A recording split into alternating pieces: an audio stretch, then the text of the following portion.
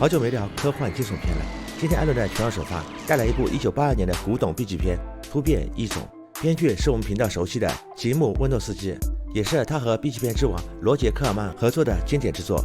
老规矩，无肉自翻。现在开始。在场充满了肉欲、杀戮以及怪物的漫长梦境里，麦克被一个酷似风暴士兵的机器人山姆唤醒。这么要紧喊醒他，那肯定比底裤着火都要危险了。他们的飞船外有2艘外星飞船，固头不固定的在撵他们。这还能怪你？麦克3下5除2，太空里免费绽放了3颗绚丽的大烟花。打完飞机，山姆告诉了麦克一个好消息，老大说他们的休假被取消了。麦克的笑容瞬间凝固，打工人的苦谁能理解？曲速引擎启动，影片正式开始。窗外的星球是沙比亚行星。银河系联邦调查局的老大下令，让麦克来这里的基地进行调查。在一顿眼花缭乱的模特步后，麦克顺利的降落。这里的负责人豪瑟博士和让人直呼哇塞的助手芭芭拉迎接了他，看得麦克眼睛都直了，哈喇子流了一地。山姆好心提醒他工作要紧。博士介绍了这里的研究项目，一项基于基因工程的全新食品繁育，一旦成功的话，银河联邦将会全部吃饱吃好。走廊里，麦克意外撞到了实验室的另一个研究员玛丽。博士道了歉，这里很少来外人，妹子们稍稍有那么一点点渴。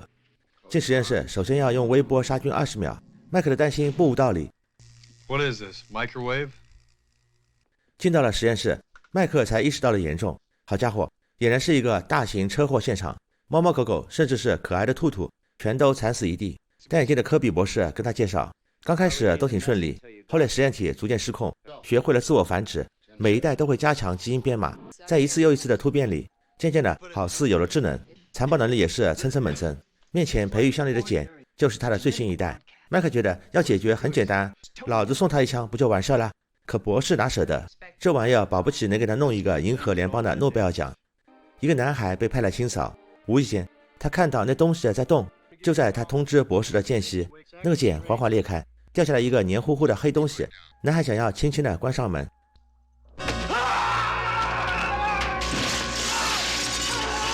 由于银河系的粮食危机，这时候的人类只能吃一些五颜六色的人造食品。突然警报响起，是玛丽发现了嗝屁的男孩，而那个实验体已经破茧而出，不见了踪影，搜寻了一圈也无果。奇怪，这里是密封的，他不可能逃走。所有人都不知道实验体就躲在男孩的体内，被科比带到了医疗室，逃到了外面。被吓坏的玛丽在芭芭拉的安抚下好了很多，芭芭拉让她去眯一会儿吧。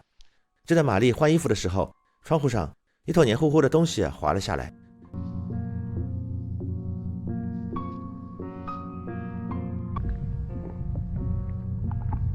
玛丽毫不知情，钻到了被窝里。这边累够呛的麦克刚准备进屋休息会儿，笑颜如花的芭芭拉就出现在了门口。 I hear you're the best troubleshooter in the Federation.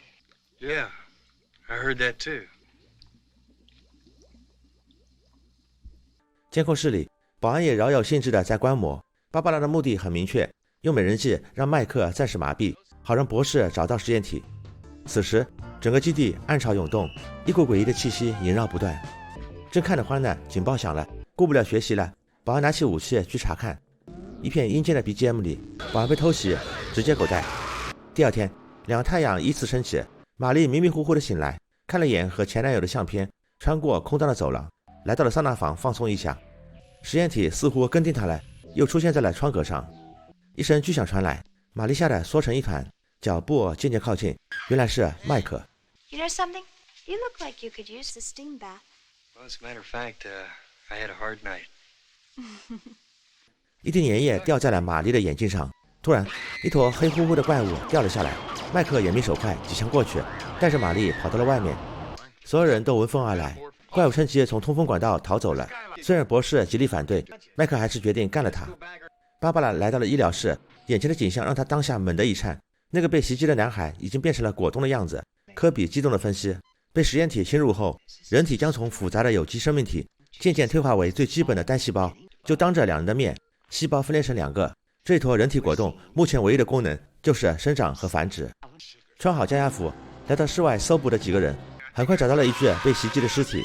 山崖顶上一个新的茧赫然在目，比之前那个可是大了好多。博士极力阻挠，麦克还是用激光枪打了上去。在一圈瞄边扫射后，机器人山姆意外被反弹的激光打到，简也被大火包围，里面竟然是空的。还好，一直监视的玛丽发现了怪物的踪迹，麦克他们急忙返回，但是一切都晚了。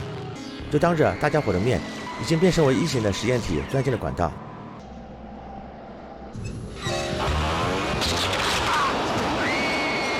博士被他拖走了，玛丽急忙去电脑上搜索，不料异形动作很快，撞破了玻璃闯了进来，玛丽吓得尖叫不断，好险逃回了医疗室。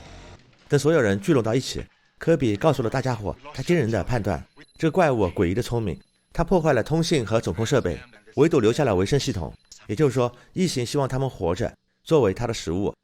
突然被咬过的博士闯了进来，血滋拉呼的把玛丽吓得不轻。科比告诉麦克，博士第一个在星球上发现了一种叫做圆形臂的细菌，具有超强的再生能力。博士便用自己的单细胞和他女友安妮的卵子结合，培育出了第一个突变体。没想到实验体失控，吞掉了安妮。异形的目的很明确，把所有人都转化成食物供他享用。博士目前就是在转化的过程里。在去帮玛丽清洗的时候，芭芭拉告诉了他自己的想法，既然异形已经具有了智慧，那何不尝试跟他沟通一下呢？玛丽觉得有点太疯狂了，但最后还是没拗过他。说干就干，两人就穿着浴袍去找异形了。来到医疗室，两人壮胆走了进去，芭芭拉首当其冲，尝试和他交流。刚开始还挺顺利，异形并没有攻击他。就在2001太空漫游的经典 BGM 里，人类首次和外星生命进行了沟通。芭芭拉开心坏了，这是我的一小步，却是人类的一大步。他在电脑上打字和异形聊了起来，从简单的问候聊到了两种生物共生的问题。异形缓缓地弯眼伸手，一下子捅了芭芭拉一个晶晶亮透心凉，意思再明白不过了，没有什么共存，你们只是我的食物而已。这边科比刚刚找到了对付异形的办法，自己体内的癌细胞竟然可以破坏异形的细胞结构。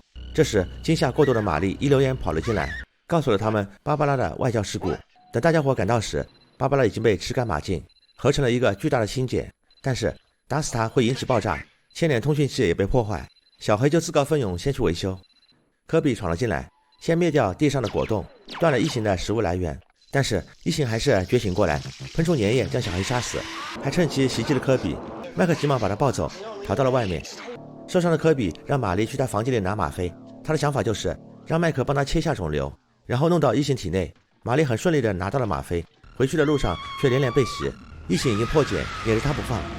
好不容易逃回了实验室，但是已经不需要吗啡了，肿瘤已经拿到，而科比也没能挺过去。还没来得及悲伤，异形就破门而入。麦克想要把肿瘤塞到他嘴里，被他一脚踹飞。勇敢的机器人山姆前来帮忙，也被异形拦腰斩断。抱着不抛弃不放弃的原则，在几番来回的扭打里，麦克终于把肿瘤塞了进去。异形立马就哇哇吐了，在不停的咳嗽和惨叫里，渐渐化成了一滩肉泥。偌大的基地实验室，最后只存活下来2个人。玛丽瘫软在麦克怀里，不停地抽泣。孩子，顶一记说，俗话说得好，不爱吃人的抱脸虫不是一个好异形，不爱红颜的大英雄不是一个好牛仔。一个太空版的低配打丧尸影片。我是艾伦，一个从小爱科学的阿婆。孩子，我要吃那个子，门在喂。